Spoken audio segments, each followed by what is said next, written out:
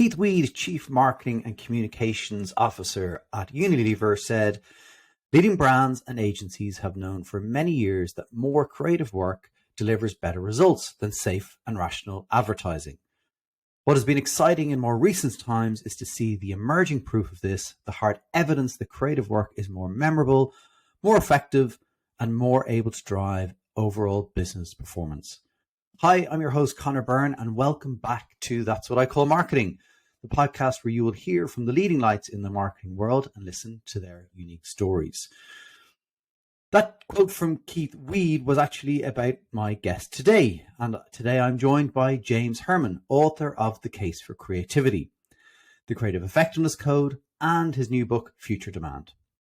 James is an award-winning planning director, and in 2013, he was named the world's #1 strategic planner. In 2014, James founded Previously Unavailable, chasing his passion for helping innovative companies use insightful strategic thinking to create products and brands that become sustainably successful. He chose the name Previously Unavailable simply because he loves bringing new things into the world. Today, we talk about the importance of asking really interesting questions to get to a great springboard for creative teams, but also how digging into insights can help create new brands and products, like the New Zealand brand of bread that was too big for your toaster, called Mackenzie High Country Bread, and all the ways that came to life in the market. We dig into understanding and sensing the timing as it relates to cultural moments, grappling with AI tools and leaning into the natural disposition and exposure those younger than us have to them. We dig deep into the case for creativity and why award-winning work actually matters, and the importance for startups, VCs, and boards to think about brand building to create future demand. And we talk about so much more. So let's get right into it. James, thanks for joining me on That's What I Call Marketing. I can't not say this is take two because we had technical difficulties already. So I thought this internet thing was going to take off. Well, it's a pleasure to be with you a second time, Connor. Well, look, we got cut off at the point where I was asking you about your path. First of all, that you were named in 2013 as the world's #1 planning director, but it didn't kind of start that way. You were in IT, and am I right that were you working in an agency or doing work in an agency, and you're like, this looks like fun? Yeah, so I did start as an IT guy. So I was the person who, like, back in the late 90s, would install, your antivirus updates and crawl around underneath your desk, unplugging Ethernet cables and that sort of stuff, which was, don't get me wrong, was amazing, but just not quite as awesome as planning advertising. So, yeah, I worked in a big agency in London, Grey. And I did a really short contract there for 3 months. That was my first taste of the advertising world. And then when I returned to New Zealand, I got a job in an ad agency here, and that was when I really kind of discovered that what they were doing was a lot more interesting than what I was doing, and that I perhaps could have made better vocational choices earlier on in my career. But actually, it is interesting because when I meet people for this podcast, I find that people have kind of almost like they fall into two categories. One is, when I was 6, I remember seeing this ad on TV and I knew that's what I wanted to be. And then there's others like you and me that, can fall into it a little bit. Did someone take a kind of a chance on you to give you that opportunity? Yeah, I mean, I feel like a few chances were kind of taken on me in those early days. So certainly there were people working in the creative department of the agency that I was the IT guy in, who became really good friends of mine and who kind of just, were generous enough to kind of invite me into their process in various ways, which was weird to do with an IT person, right? And then one of the partners at the agency, I think also just sort of, I don't know, was bemused, but kind of thought that maybe, maybe I could would be okay to sort of have a go at the on the tools. And so, yeah, there was one of the partners there who was really supportive and kind of stuck up for me a bit, which was amazing. And then yeah, the first person that gave me a job as a planner, which was the head of another agency. Again, kind of really took a chance because I had really no prior experience or sort of skills or probably talent at that point either. So so that was good too. So yeah, I mean, definitely I'm the product of lots of people kind of being kind enough to sort of let me have a go at doing what I ended up loving doing for most of my life. But you were obviously then, and I wouldn't know, but like, I guess you were really curious. There must have been some like just a sense of curiosity that they picked up from you, because they weren't just going, look, you're having your tea, come and join us, you look bored. Yeah. That's definitely true. And I mean, I think that's kind of that's something which is generally true of very good planners, is that they are very curious. And I think, it is almost the art of sort of harnessing your curiosity. I think planning is about, obviously it's about being curious about human nature, and about how people relate to brands. But also I think I found a lot of joy in, we talk about advertising being, in large part about storytelling.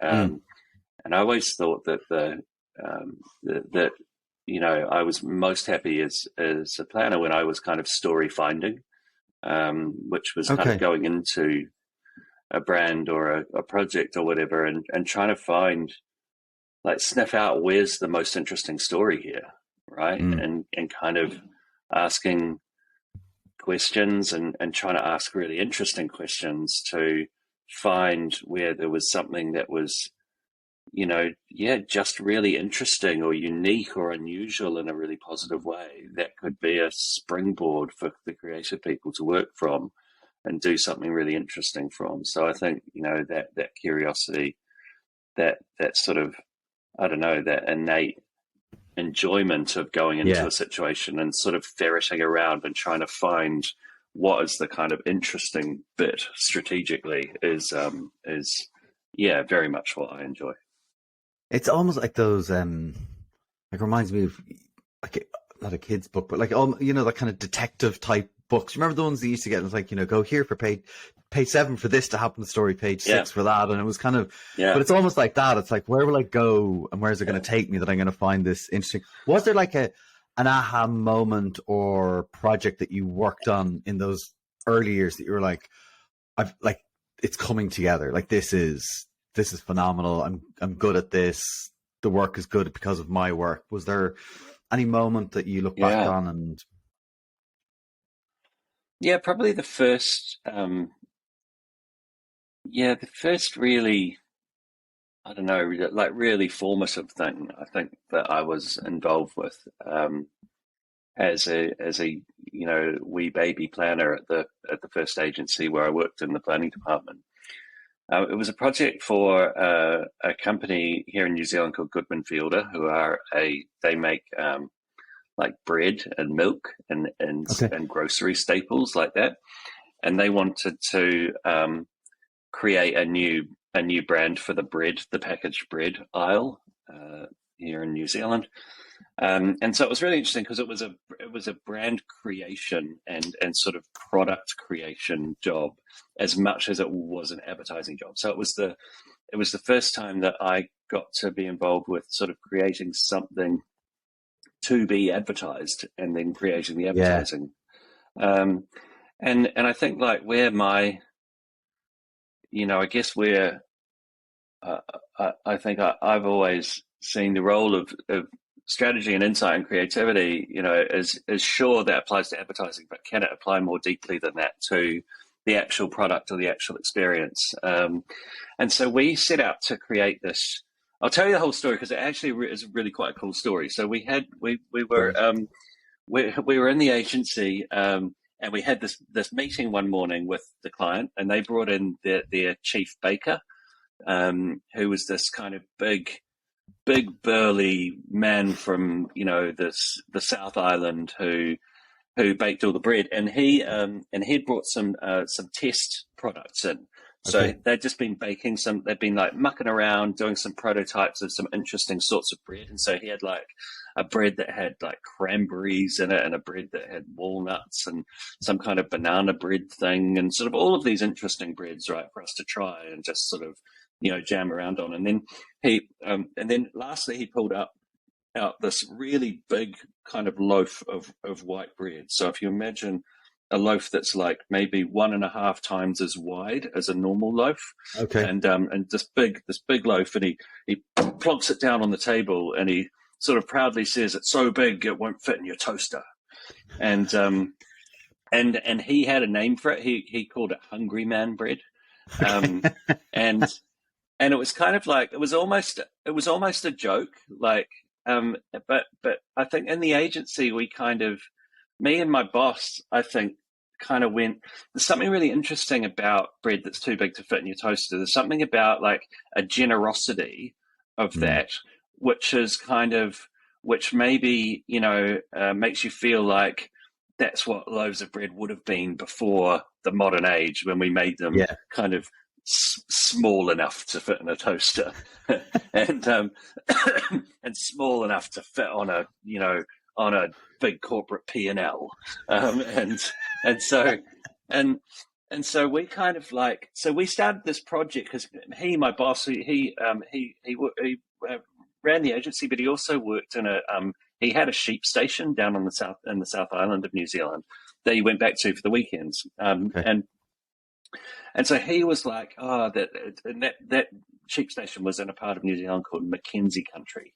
And he was like, oh, it feels like it's from, it's the bread that the farmers would have eaten in Mackenzie Country in the 1800s. And so anyway, then, so we were kind of jamming on that, and the bread ended up being called Mackenzie, Okay. Mackenzie High Country bread. And it was, too wide to fit in your toaster. It was a big loaf. And it was, all of the stories started to come together when I was reading the diaries of a woman called Lady Barker, who had moved to New Zealand in the early 1800s from Britain. And she was she was like the mum on the sheep station. So she worked on the sheep station, looked after all of like the farmers, and the shepherds, and all of the people on the farm. Yeah. And she would bake for them and serve them their lunch and all that kind of stuff. And she wrote all these diaries about her life. And there was a baker down the road, and they made this 4-pound loaf, which was this giant loaf of bread. And she sort of, just in reading those books, I kind of built up this really rich picture of this time and this place, Yeah. and the role of food, and sort of essential food like bread within that world. And so we crafted this whole brand, which really was this whole kind of, this idea of Mackenzie Country and the kind of 1800s. And we wrapped the bread in brown paper, so it wasn't in plastic. And that was Okay. that was kind of a major packaging innovation, really, in 2003 or whenever this was. And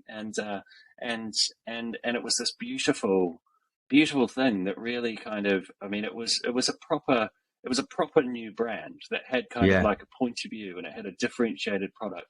And then we did like beautiful advertising. So we'd do newspaper inserts that were on brown paper rather than newspaper.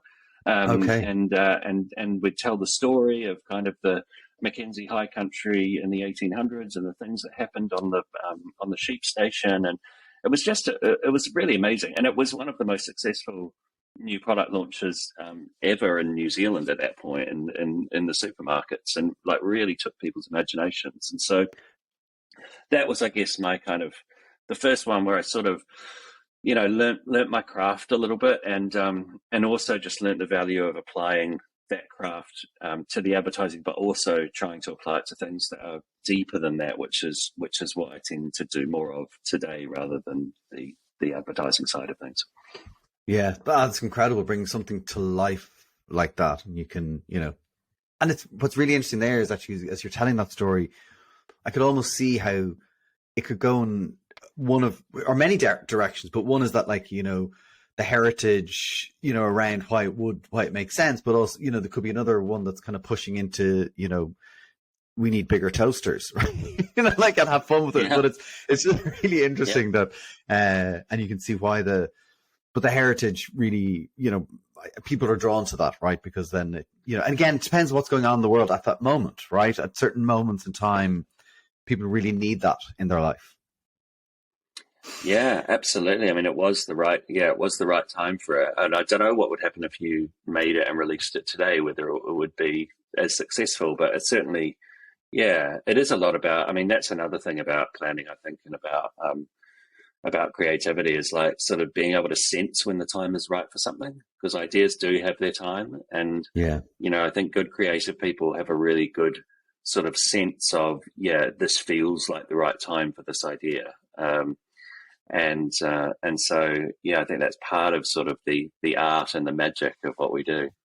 Yeah, and it is that, isn't it? It is that art, because everyone does want there to be science, and we get onto a bit of that, right? Because there's lots to talk about there. But I mean, there is art to it. There is gut feel to it. There is being close to what's going on. And I, from working with some amazing creative people that I've worked with, they're so connected to just so many different things that are happening in the world, right? I think about someone like Doug Cameron in DCX in New York. Well, he's a planner, but he's very creative, and like, he's just connected. He just knows. He just has this kind of amazing ability to absorb so much of what's going on, and then kind of tap into it deeper, right? When he thinks something's happening, right? Kind of the cultural strategy piece. Yeah.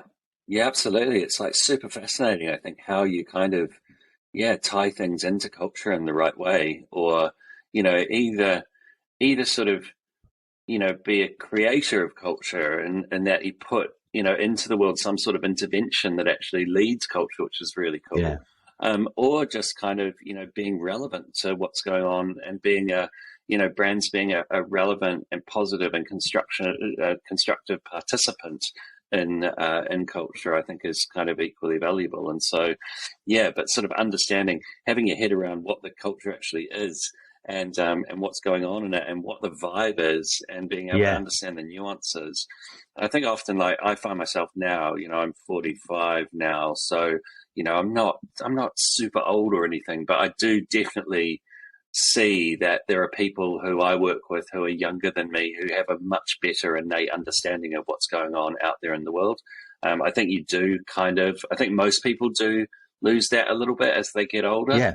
Some people are really able to kind of keep hold of it, which I really admire. But I think, generally speaking, like, when you're a bit younger, you are a bit more just attuned to kind of the vibe of what's going on. Yeah, and I think that's really interesting as well. That, like, being surrounded by people of different generations that can pull you in different directions is really, really important. Because it's not all. We certainly don't all have it right, and people of a younger generation don't, but they're seeing things differently. And what is their worldview? Because kids nowadays. I just said, didn't I?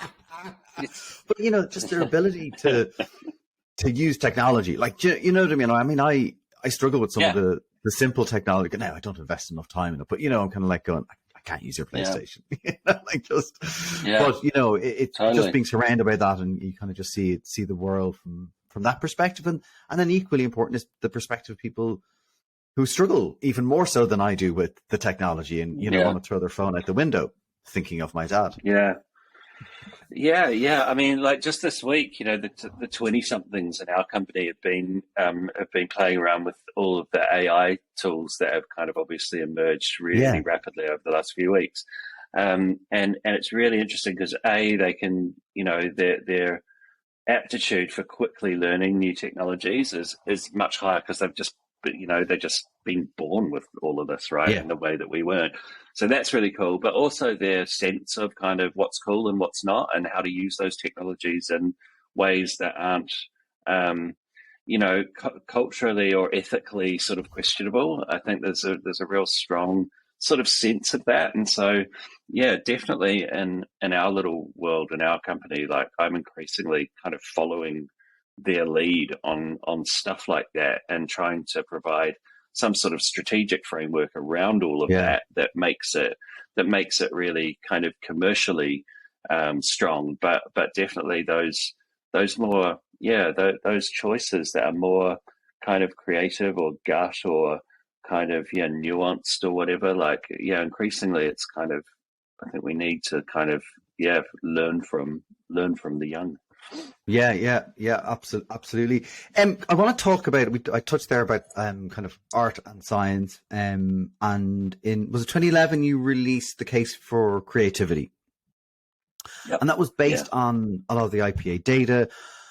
It was it like probably controversial, or just certainly new ideas in there at the time? What kind of drove you to put that together and write that?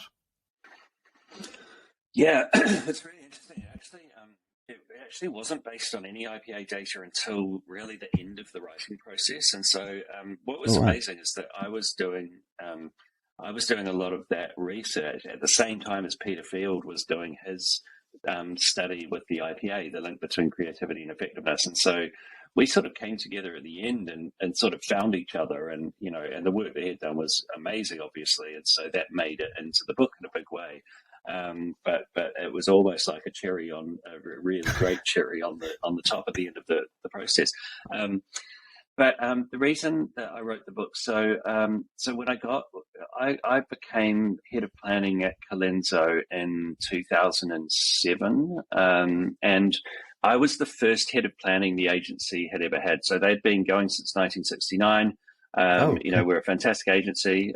Had planners in the agency, but for one reason or another, had just never had a head of planning. So I was the first one, and so I got the sort of the privilege, I guess, of thinking about what should planning in this place be. What's the role of it, and what are we here to do, and how are we going to do that in the best way? And so, my sort of early thinking was, I think fundamentally planning, the role of it is to help ensure that the work is as effective as it can possibly be.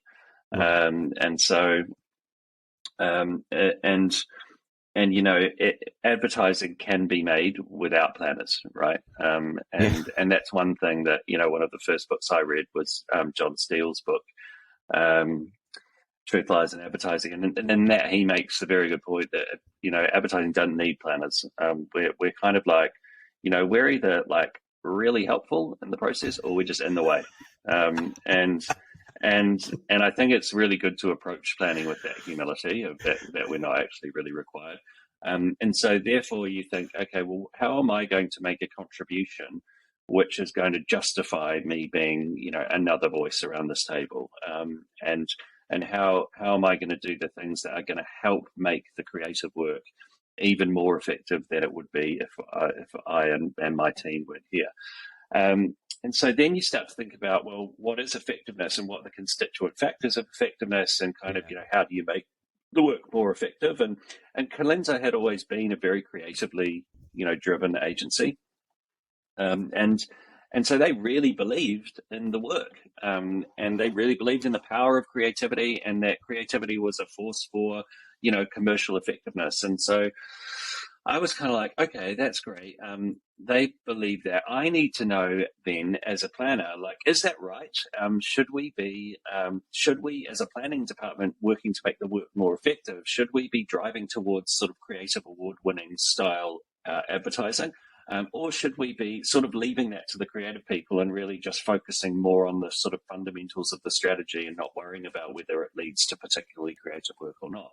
Yeah. So it started with a real question, which was kind of like, for me was quite a fundamental one about what I was doing, but also for our client community, and we were at that point, we were a classic agency in that we had, a couple of really creative clients that kind of really got it, and a bunch of clients who were like, we're a bit skeptical about all of these awards in your reception area, and you seem to spend a lot of time trying to win awards, and you seem to have a bit more energy for that than you do for some of the the sort of day-to-day stuff on our business.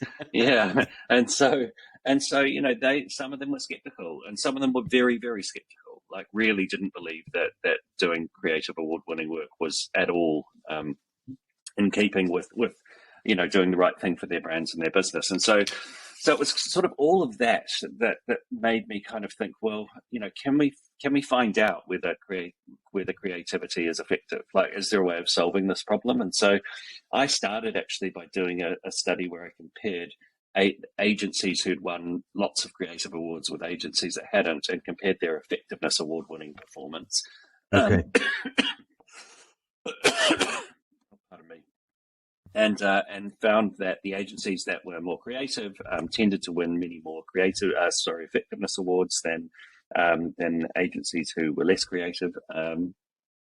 I also did a study of Cannes Lions Marketer of the Year or Creative Marketer of the Year companies from 1999 through to, at that point, 2011, and we've updated it since. But looked at the stock market performance of the world's most creative advertisers, and it was always really high around, their Right. stock market performance was much better than their historical average or the S&P 500 in the periods that they were creating all of that very creative advertising. So I had a couple of interesting data points there to kind of work from. And then I just went out and looked in all of the journals and for all of the academic research and into creativity and effectiveness, of which there was quite a bit, but it was really hidden away in journals that frankly nobody reads. And so I kind of dug out all of that and looked at what all of that said. And what was the amazing thing really was that in doing that, I genuinely went in not knowing whether I was going to find that creative work was more effective, as effective, less effective than less creative work. I was very open-minded about it. I wasn't going and trying to prove that creativity was more effective. You know, hypothesis that like this should ideally this lands this way. Kind of, we didn't know. Like, no one knew back then. Like, honestly, it was like really no one knew. Like, you had creative people who were wonderfully eloquent sort of advocates of creativity, who could talk to you about the power of creativity in a way that made you fall in love with it. And then there were lots of dissenting voices on the other side. There were lots of senior marketing people who said, we've done this, we did this campaign that was very creative and it did nothing for our business. And we did this one that, the creatives didn't like, but it was the Grand Effie winner. And, and we'd have this kind of, the industry just had this debate on an anecdotal basis, here's a creative campaign that didn't work. Well, here's one that did, and back and forth like that. And no one had really taken a helicopter view. If we look at all of the data, I mean, literally no one had. So I really didn't know what I was going to find. And if I'd found that creative work was less effective, I'm not sure I would have written a book about that, to be honest. Yeah, I don't know whether I would have written a book. I mean, the fascinating thing was that looking at it all, and I really did go to the ends of the earth to find every piece of research that had ever been done into the subject.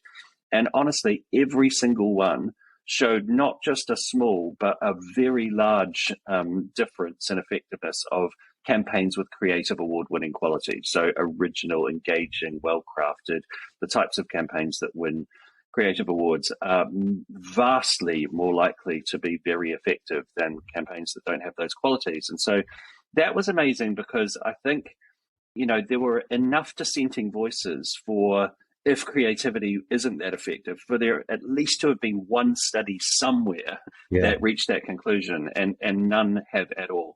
And so at the end of all of that, then Peter did his wonderful study 11 times as efficient as non-award-winning work, and that was really just capped it all off. And it was like, well, that's the book done. I mean, it's an open and shut case as far as I'm concerned. We should absolutely, as a planning department, be seeking to provide the sorts of briefs or kind of platforms that creatives can do great work from. And so that became really the focus of planning at Colenso was, not just how are we going to get the strategy right, how are we going to get it right in a way that it is an amazing platform for doing brilliant creative work. And so that became the focus.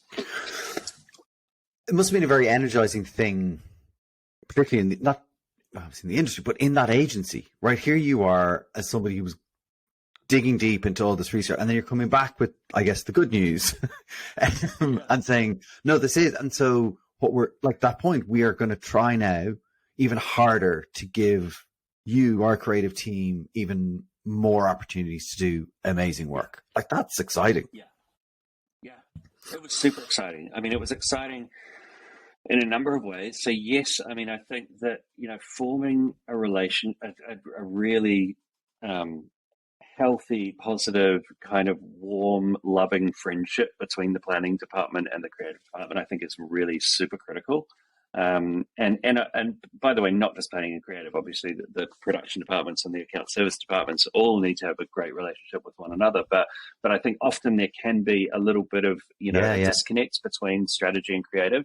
And so I was always like, we've got to be like, my view was the creative department is our customer, right? The client is the customer of the agency, no doubt, but the creative people are the people who need to take and consume what we as planning produce, right? So they're our customer. Yeah. So we need to be super customer focused, right? We need to understand them. We need to be all about them. We need to kind of be doing stuff that when they consume, they go, I love this. That's what being customer focused is. And so, And so it really kind of was all about that. But the other effect, which was a really cool one, one thing that I learned in my career definitely was that if you've got clients coming into the agency who they don't really want the same sort of work that you do, that you want to produce for them, if you get them into a big creative presentation and you sell your heart out on this like amazing piece of creative work that they don't really want, it's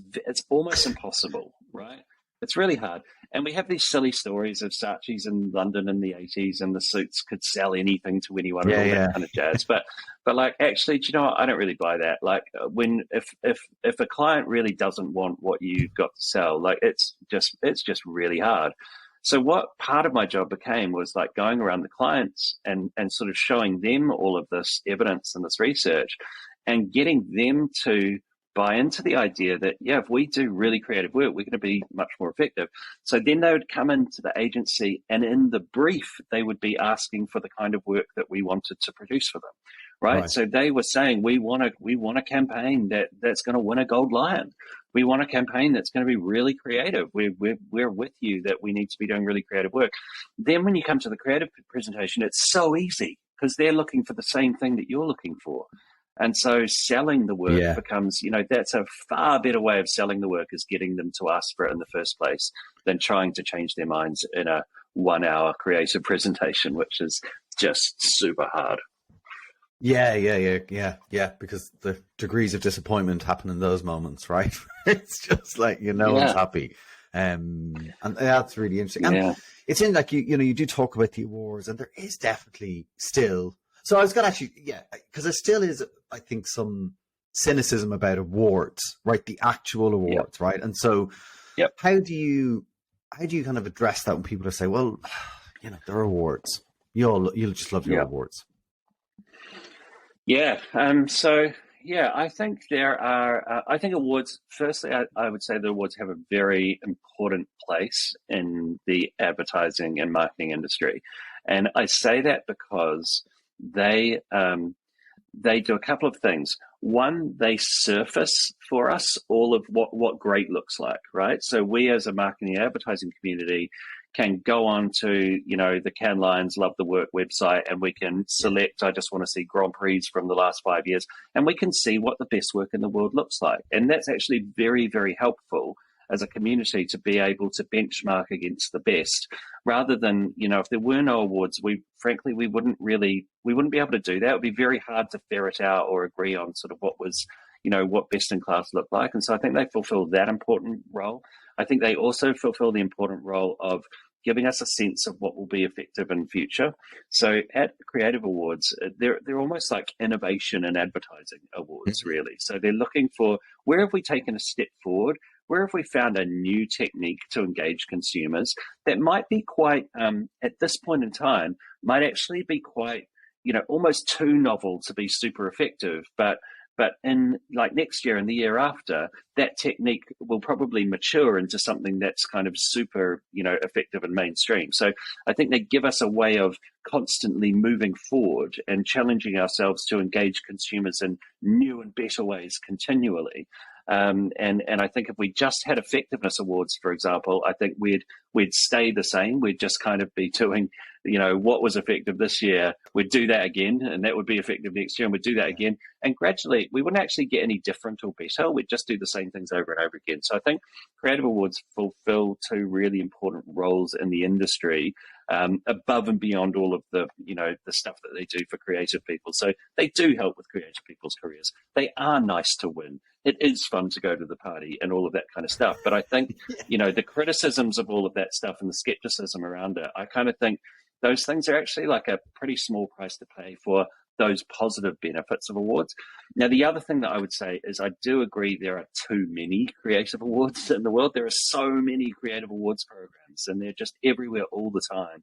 And, you can totally understand how people in other industries look at it and go, why are you just constantly awarding yourselves? I think it would be frankly, I think it would be really healthy to have Cannes Lions each year, and then to have just a local creative award show in whatever your country is, whatever your market is. I think that combination would do those important jobs of continually moving us forward and surfacing what is the best. I don't think we need like 100 different global creative award programs. That's probably a little bit silly, but I do think they fulfill a really important purpose, and we shouldn't have none of them. Yeah, no, look, I agree. And I think also, on that point about creatives, I often like creative folk are often like, a striker, football, like they're, when they're scoring goals, right? And so that actually the awarding and it's confidence, like it gives them confidence in their ability, because it's a hard job. Like being creative is very, very difficult. So I think, it definitely serves that purpose. But so we're still having the discussion though about the effectiveness of creativity. Like that's still it's still a topic for debate. Like why?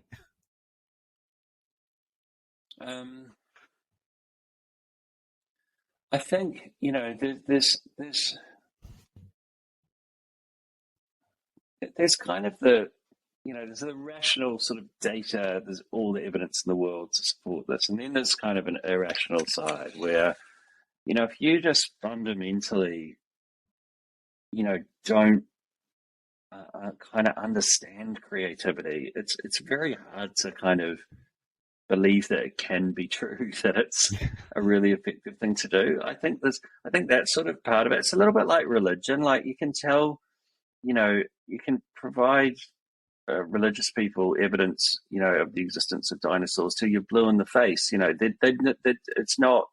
not going to believe it because their belief structure is such that they believe in these things, and it's more about, I don't know, the scaffolding that helps them survive in the world than it is about what's what. Sorry, I'm veering into very dangerous territory here. I think religion is a great thing. Names, so we're okay. Yeah. What am I trying to say? I mean that when people have like very strong belief systems, it's very hard to shake those, even with data. And so I think some people have very strong belief systems which are about things other than creativity and marketing, despite all of the mountains of evidence that creativity is the biggest lever that we have in marketing as marketers. And what else do I think? Why it's still a debate? I mean, I still think there are people that kind of like it's beneficial to take pot shots at creativity a little bit. So, the research organizations that do creative testing, it's kind of it's in their interest commercially to have marketers feel like, we shouldn't just trust the agency. We should pay for testing research to just kind of make sure that we're doing the right thing. And so I think sometimes discontent is sort of sown by those companies when it's very much in their commercial interests to do so. And so do you think there's no place for that creative testing, but do you think it's wasteful? I think predominantly, yes, it's ridiculous and destructive. I think there is a scale that ranges from the absurd to the pretty good, frankly. So I think if you're reading a script to a group of people and asking them whether they like that script and it would make them buy a product, that's just crazy. Like there's absolutely no way that there's anything effective in that, besides maybe finding out if something's so absurdly offensive that you shouldn't do it. Like maybe, and so to the pretty good. So I will, I do have a go at System 1 from time to time, but they do actually do the best version of creative testing, where they're not asking people's opinions, they're actually observing. They have their face trace system where they actually observe the kind of expressions on people's face, which are a truer kind of proxy for how they're really feeling than asking them to explain their feelings. And so that's actually the sort of the best, the gold standard. I think most other things are really quite ropey, and I go back to Peter and Les's evidence in their 2007 work called Marketing in the Era of Accountability, and they looked at pre-tested campaigns versus non-pre-tested campaigns, and the non-pre-tested campaigns were far and away more effective commercially. So what they're really showing there is when we use our intuition, and when we follow our own gut or our own beliefs about whether a piece of work is good as marketers and agencies, that's a better indication than, in brackets, most pre-testing. And so I think that was really powerful, because like the alignment of pre-testing metrics, like whether you get a green in a link test and what actually happens out there in the real world when the work runs, and whether people, whether it grows the brand and all. Sometimes those things can be completely divorced from one another. And I think we end up kind of, I've seen so many marketing departments who the marketer's job is to get a green on link. It's not really to sell stuff. It's not really to make work that shifts the business or anything like that. It all becomes, it's just we're just here to try and get a green on a link test. And that's all our job is. Yeah. And so we do things which link tests like, not that people like. because people react and differently and behave differently to any thing we think they will, behave. Like we've done some amazing work with through the years with Curious Industry, and brilliant group.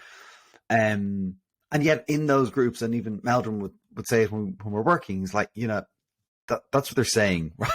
So it's a pinch of salt. And so with advertising and creativity, people, I think this, but then they'll behave differently in the real world when it's out there. So there's certainly a pinch of salt to all of it. And totally. God. Yeah, one of the things that I find super interesting is I think our perception of things like brands or bits of creativity or whatever is actually a composite of what we like purely think of something and what we think others think of it. And so when I think that our relationship with a brand is partially, do we like that brand, and partially, do we think everyone else like us likes that brand and understands it and gets it. And so I would say that those,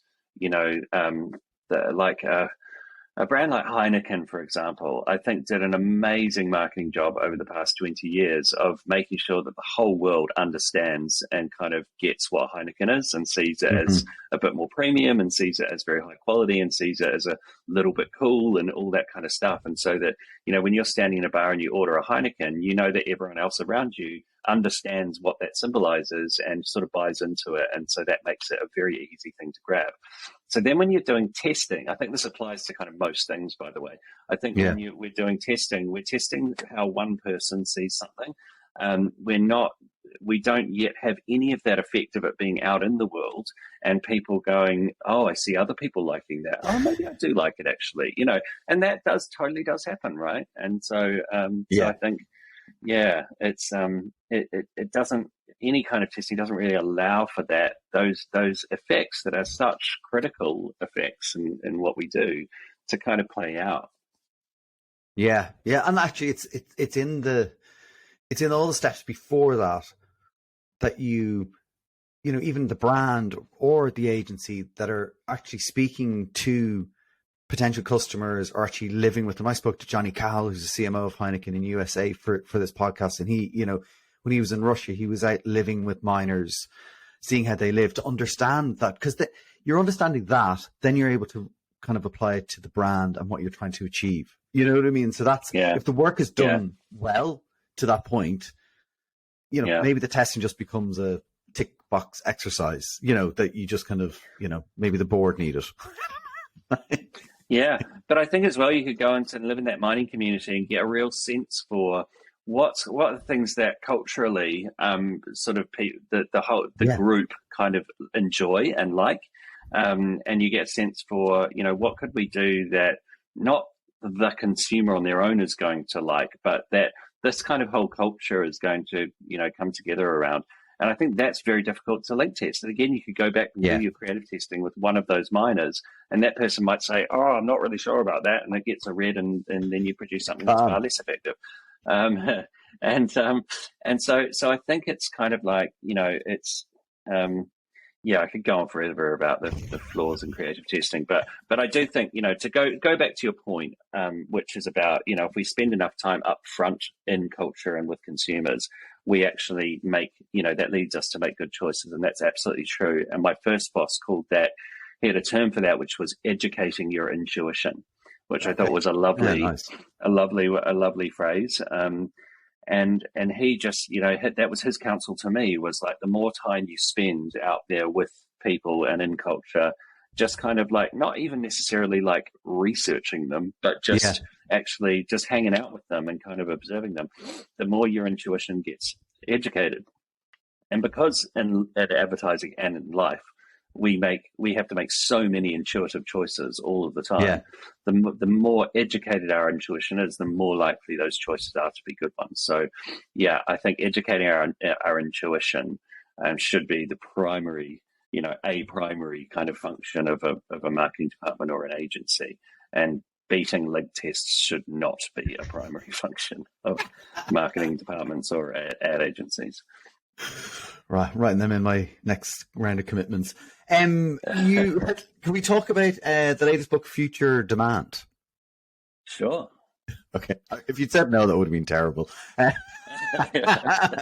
So, this is aimed at kind of startups, newer businesses thinking about brand building, or the role brand building should have for them. Yeah. Why Totally. this book? Well, I think so 9 years ago, I left the advertising industry and I started my own company, previously Unavailable, it's called, and we call ourselves an innovation studio because we work with innovative companies and innovators, helping them use kind of strategy and creativity to get the most out of their innovation, and that spans from helping them with innovation strategy in the early stages to new product development, through to new brand creation and development. And so within that mix, we work with lots of startup and scale up companies. And what was interesting going out of advertising and into the world of startups and the venture capital community was that they were kind of as skeptical about brand and marketing as those clients were back in the ad world, that were skeptical about creativity and creative awards. And so I kind of had the same realization that, okay, there's a group of people here who are skeptical about this, who believe that brand is actually just like, it's kind of a layer of bullshit that bad companies put over their crap products to like basically con people into buying them. That was really like largely the attitude of a lot of particularly kind of tech companies and really kind of technical founders and very product led organizations, was that brand is just this this veil of like just lies and rubbish that you put around something to make to so that people will buy it, even though it's not very good. And if we just made great products, right, we don't need like The we make a product will good sell product. itself. Yeah. Yeah, so I'd show up and, hello, I'm James, and I do brand stuff, and these companies will be like, oh, nice to meet you, but we don't actually need a liar to like bullshit about our stuff. Like we've actually made a good product to begin with, and so like people already like it. They don't need brand and marketing to make them like it, and so on one hand, you go, fuck, that's good. Like, we've got a group of people who are actually striving to make useful, valuable, like decent things and put them into the world, not just churn out rubbish, which frankly, unfortunately, lots of large companies are quite guilty of turning out, pretty average products. And that's what creates space for all of the disruptors and the small companies to come in and do new and better things. So anyway, so on one hand, I was like, this is awesome.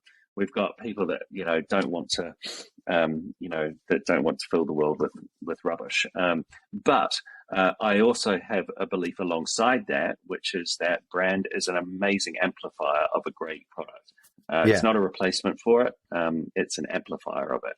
And so that was very much my kind of going in position was, okay, I think, I believe that a company with a good product and a good brand is always going to do better than a company with a good product and a weak brand. So that was my going in position. Then working with them, that community over a number of years, what became really obvious was that one of the reasons that companies were a bit skeptical of brand and marketing, didn't want to spend money on it, was they all, if you start a new company and you do a good product, your growth in the early stages is usually really strong, right? So basically, if you're a good startup, you've solved a problem that exists for lots of people in the world, and you've been the first to solve it, or the first to solve it in the way that you're solving it, or whatever. And so there's naturally a whole group of people out there who have that problem and are willing to purchase a solution from it. They're just kind of waiting for someone like you to come along. And so if you put performance marketing in front of those people and say, we've got the solution to this problem you've always had, then lots of people click on that and lots of people buy it. So you get this early stage growth, which is really strong growth. And so it looks like we don't need to do like brand and marketing, all that kind of stuff. We've just created a great product and everyone wants it. The trouble is that group of people who have what I call pre-existing demand. So there's a group of people that have already had need for the product and they're ready to buy. That's a finite group of people. That's not everyone in the world. That's just a kind of a finite group of people that performance marketing is fantastic at going out and finding for you. So, but when you run out of that group, when you exhaust that group, it becomes much, much more difficult to find the next group of customers, right? So your cost of acquisition goes up, everything goes your up. Performance metrics suffer, and you suddenly, you're in this stage which, almost every single startup that we've worked with has faced at some point where they're like, well, growth has slowed. It seems to be more difficult to find customers. What's going on? And so we sort of studied that, did a piece of work with Walk and got some sort of, all sorts of data from all over the place and sort of saw that pattern of sort of early stage growth and then that flattening out and plateauing, that was very, very common. We looked at what happened within that, and basically, what was happening was that these companies were very, very good at marketing to the people that are in the market and ready to buy today. But that's only a small group. Most people who buy from a category aren't ready to buy right now, but will come into that category at some point in the next, let's say, 2 years. And so what a great brand does is it builds up familiarity and sort of positive emotions towards a brand in the minds of people that will come into the category tomorrow, so that when they do come into the category, they gravitate toward our brand and they're more likely to buy it. And so what those startup brands don't tend to do very well at all is build their brands among those people who are going to come into the category in the future, and that's why they sort of hit that plateau. They've sort of exhausted all of their demand, and they haven't really introduced themselves or built up any kind of memorability or familiarity with the rest of the market that they now need as customers, but who are saying, "Well, I've never heard of you, and I'm not sure if I like you, and so don't know." Yeah, and one of the things I thought when I was reading through the book is, I mean, all this is true, but I'm a new startup. I've got funding. I've got investors who are looking for my performance, quarter on quarter, probably month on month. How are you performing?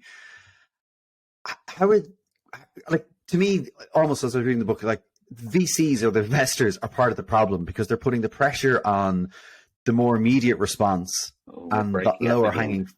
Oh,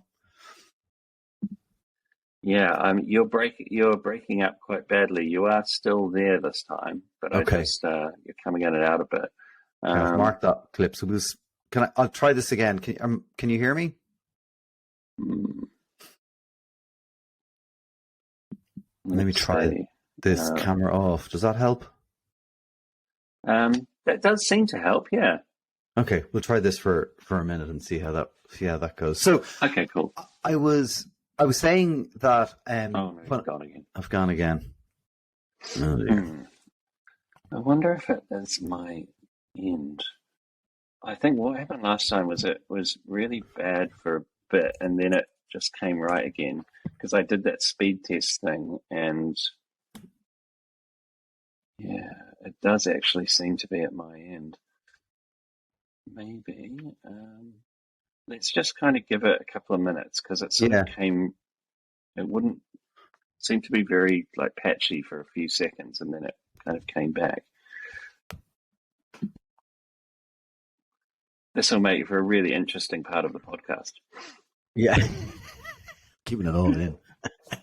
Yeah, yeah, exactly.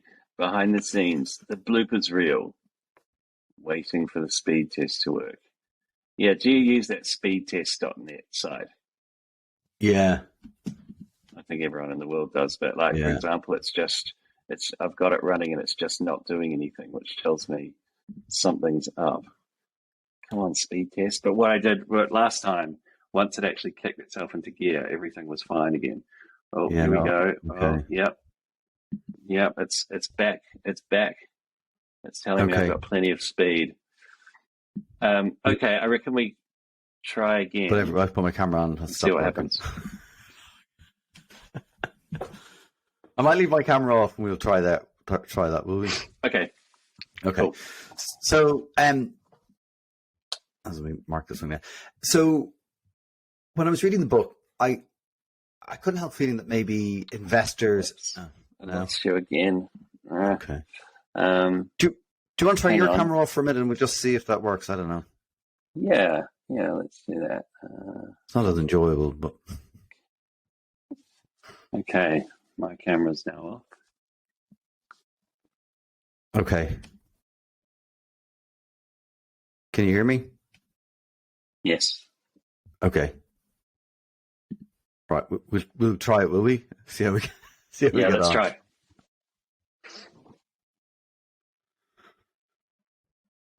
No.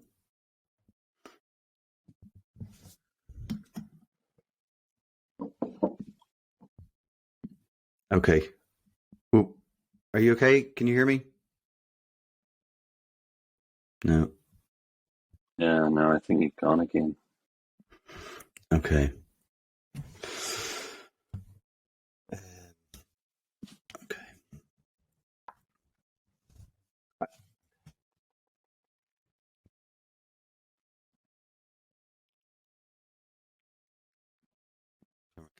On. Yeah, I'm not sure what to do, James, with this. This is weird. Yeah, well, you're kind of all right now. I mean, oh no, you've stopped again. Um, yeah, weird. Uh, why don't like, can we go back? Can we go out and come back in again? Yeah, because yeah, absolutely. Yeah, Yeah. So we do that. What I might do is I might yeah. reboot Let's my give that a go. like router this end just to clear it out. And so why don't I do that? And so I'll leave. I'll come back in about 5 minutes once it's all rebooted and stuff. Is that all right? Perfect. Sounds good. Okay, cool. All right, give me 5.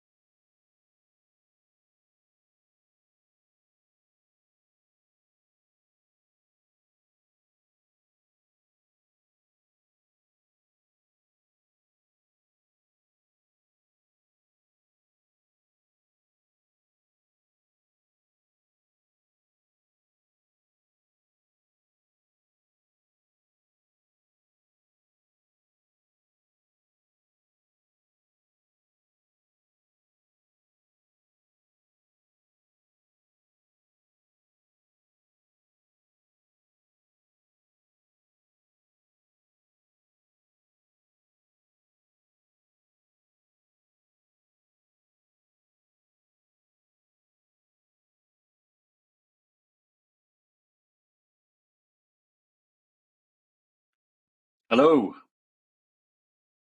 It is looking better. Yes, it is.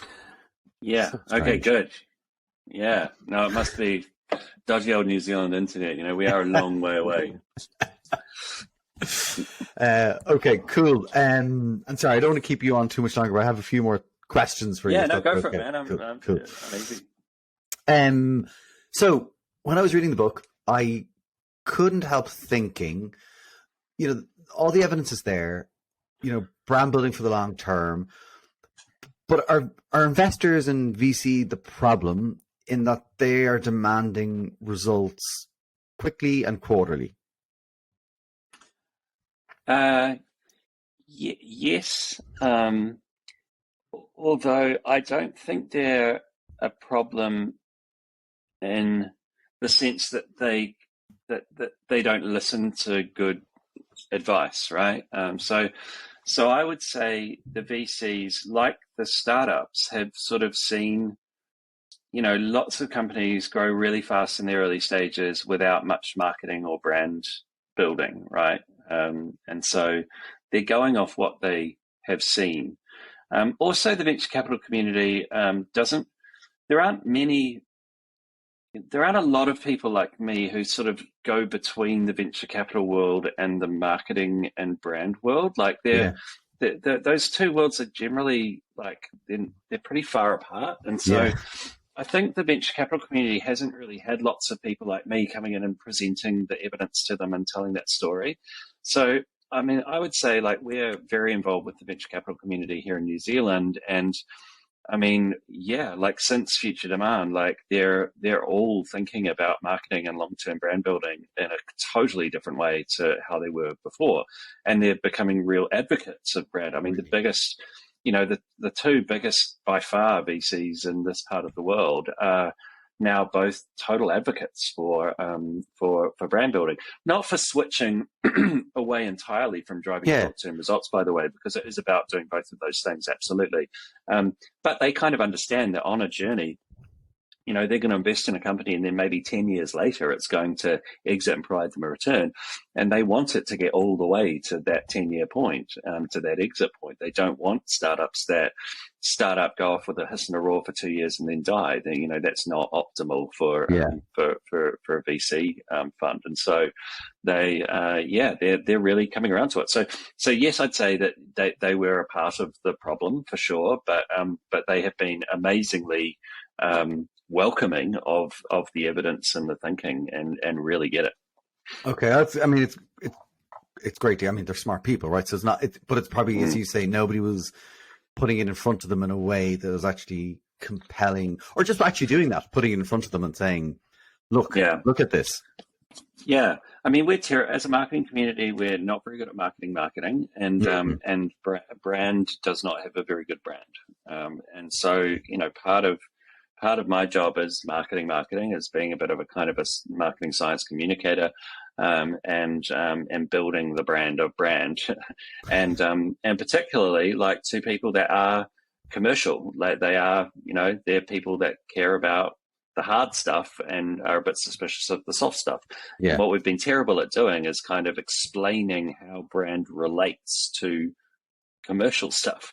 Yeah. And so, the community around us, and not just VCs, by the way, C-level executives and big corporates are kind Oh of yeah. like, their understanding is like we use one kind of marketing to get these people as customers, and then we use this other kind of marketing just to kind of make them feel good about us. I don't really get that.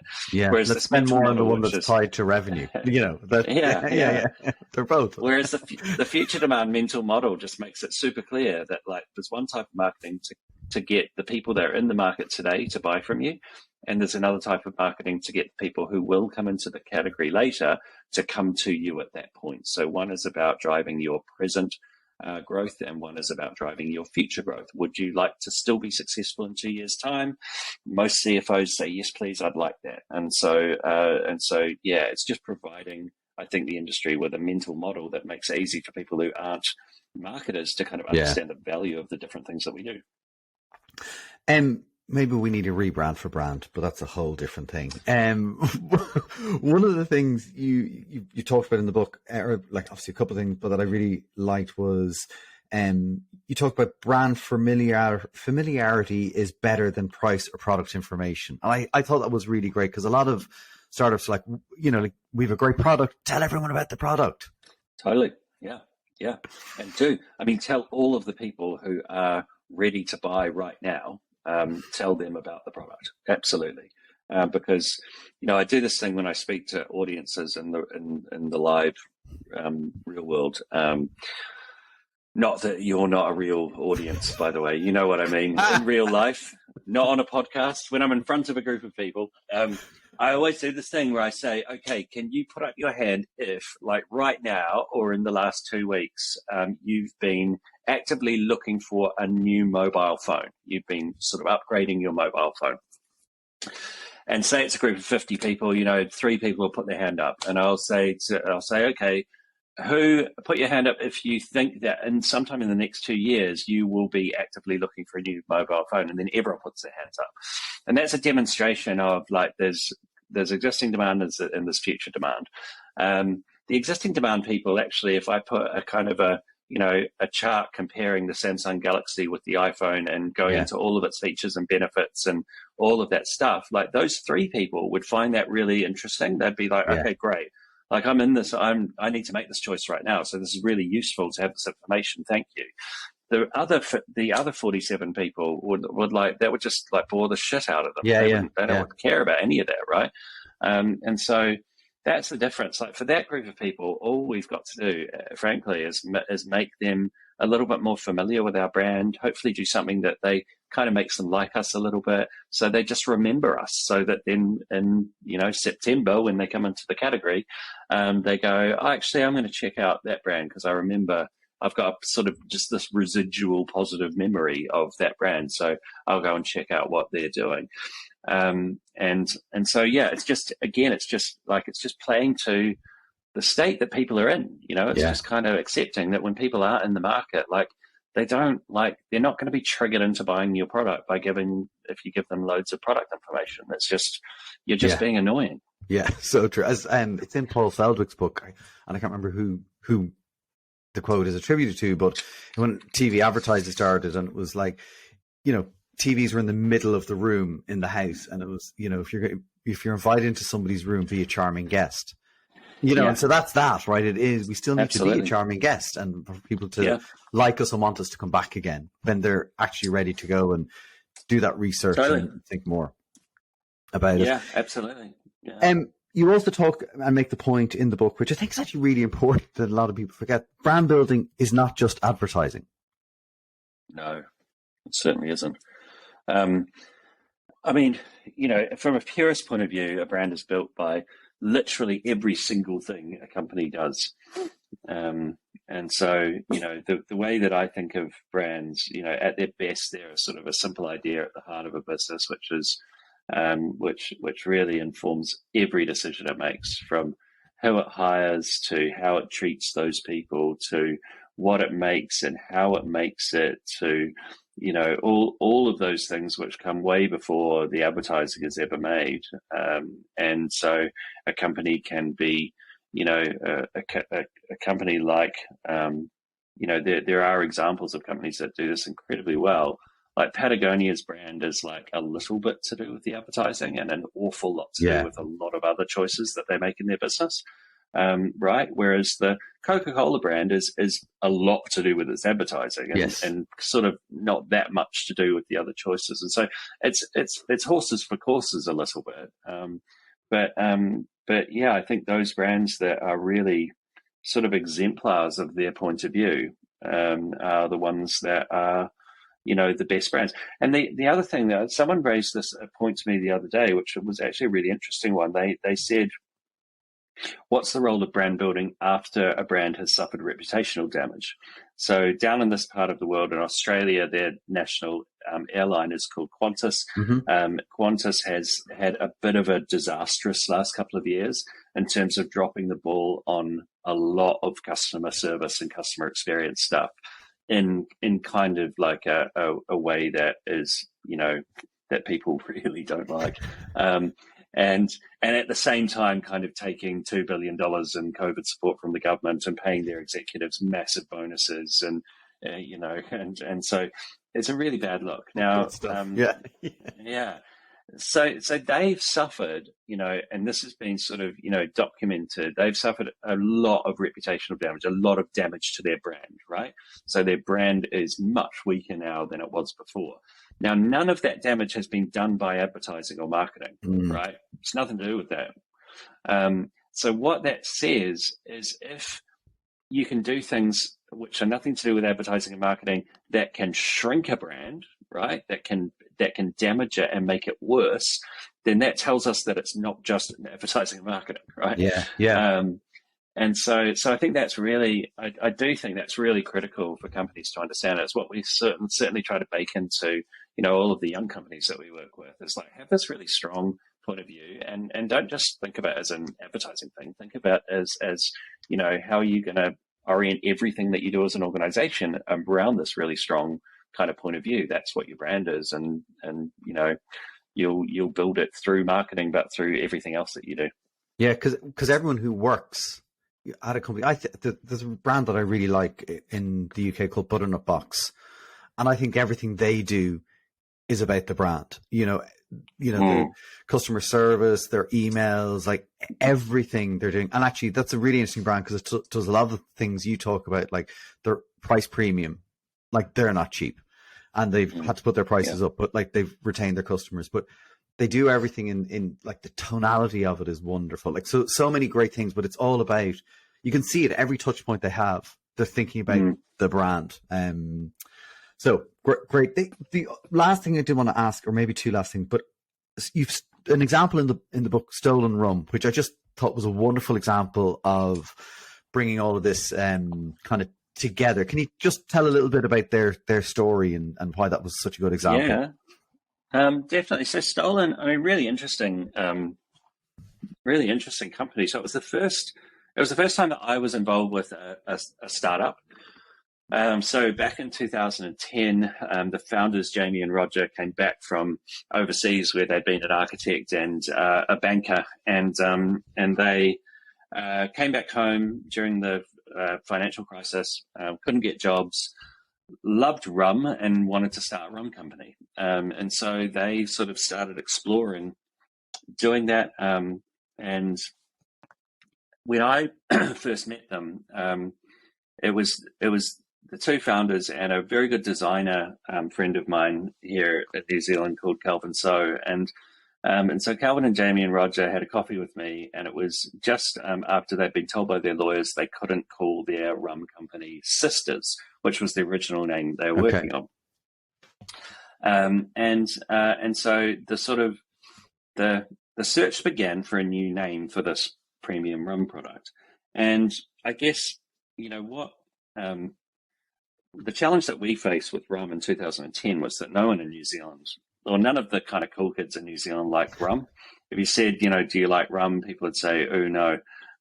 It's the kind of thing that kind of like, people put in Coca-Cola and drink, as a really crappy booze drink. Or it's something they remember drinking as a teenager and then vomiting a lot afterwards because they had too much of it.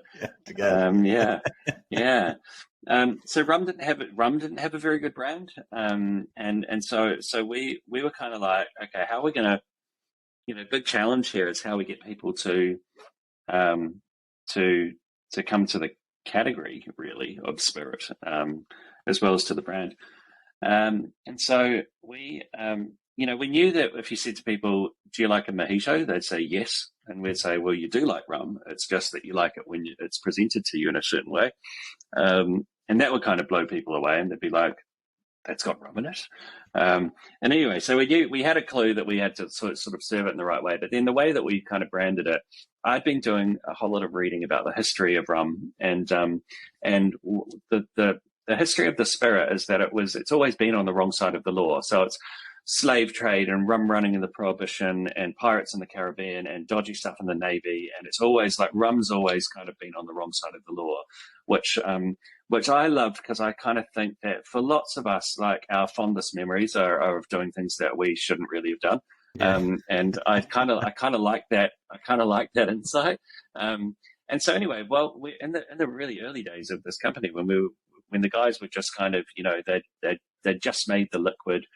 Calvin was working on the bottle designs. We're just sort of really early stages. And so Calvin needs to take sisters off the bottle design and put another word on the bottle. And he put stolen as kind of like half just a placeholder, really. It's just like a similar shape to the word sisters.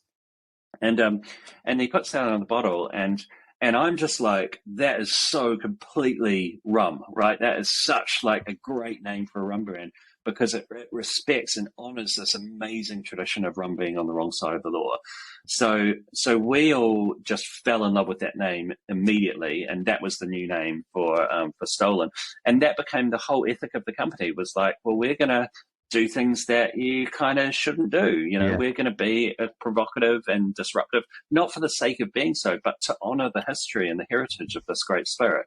And so that's why we did silly things like we stole other brands' taglines, like, just drink it, and drink different, and, all that kind of stuff.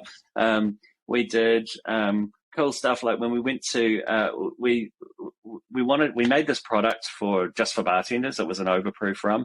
And you couldn't actually import it into Australia because there was this regulation that you're not allowed to import spirits of this alcohol quantity that have only been aged for this long. It's sort of one of these arcane things. Yeah. So instead what we did was we said to people, hey, can you can take this rum in your carry-on the plane, and you can take it to a bar and give it to the bar people. That's all completely legal. We just can't officially import it and sell it. So we got all of these people to mule. They're called mules, and they muled the rum over to Australia and took it to a bar and gave it to a barman, and the barman would make them a drink and from it. And they would have this lovely experience, and the bartenders in Australia were introduced to the Stolen brand in a way that was very much about getting around the rules, right, and being on the wrong side of the rules. And so it sort of informed like all of the things that we did as a company, and made us like a really noisy and quickly quite iconic brand in this part of the world, and led to global expansion, and then getting acquired by a private equity company in Chicago. And so it was a really cool journey of being able to, create a brand, really bake that into the company and the product and sort of everything that we did.